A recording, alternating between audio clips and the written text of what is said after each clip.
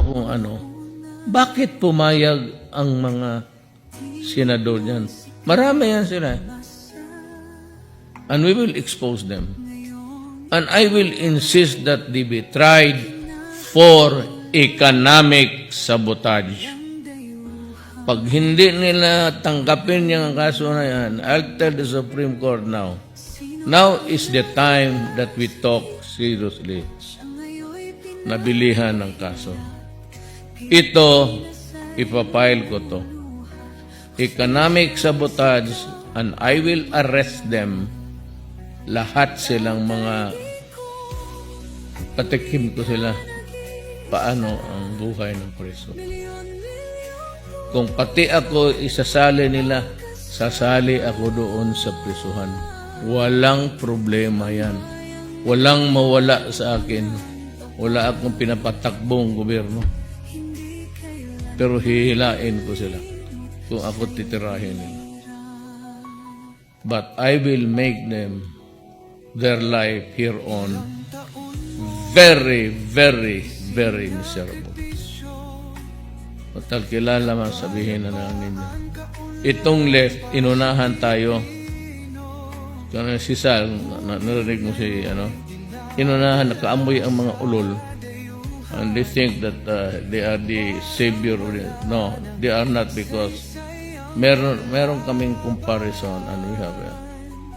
Sabi ko kay Dominguez pati kay Calida, craft a new contract that is really favorable to public, to government. Bigay mo sa kanila, this is the amended contract. Accept it or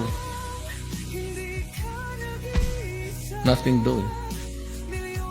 Pero itong siguro, hahabulin ko talaga sila for economic sabotage. You know that, Ayala, they do not pay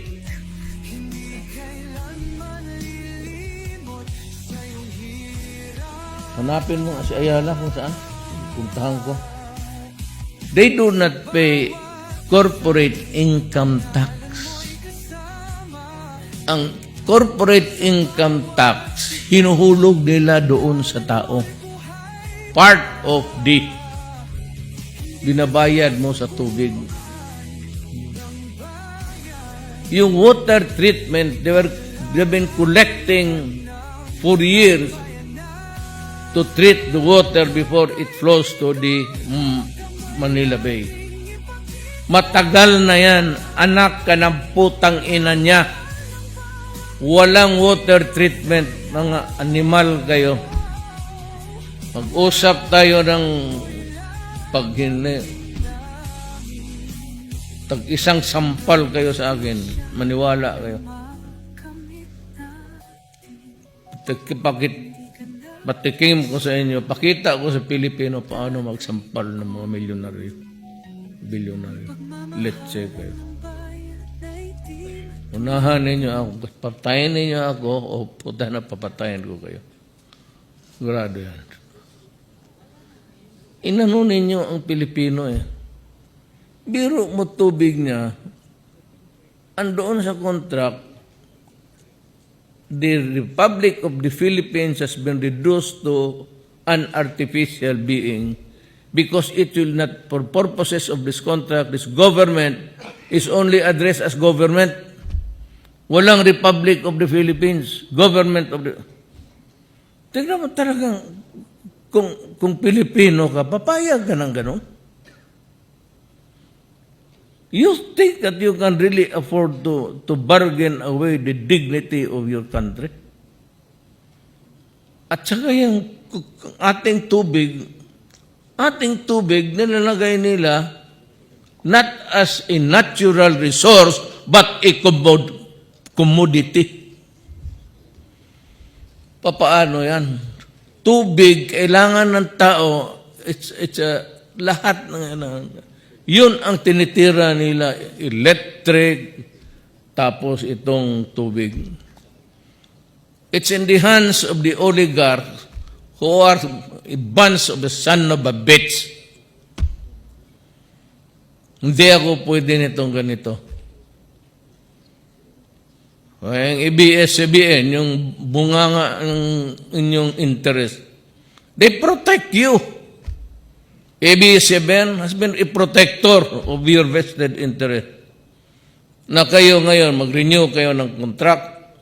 Ilan silang senador dito ngayon na nagbayad sa inyo na hindi ninyo pinalabas yung kanila.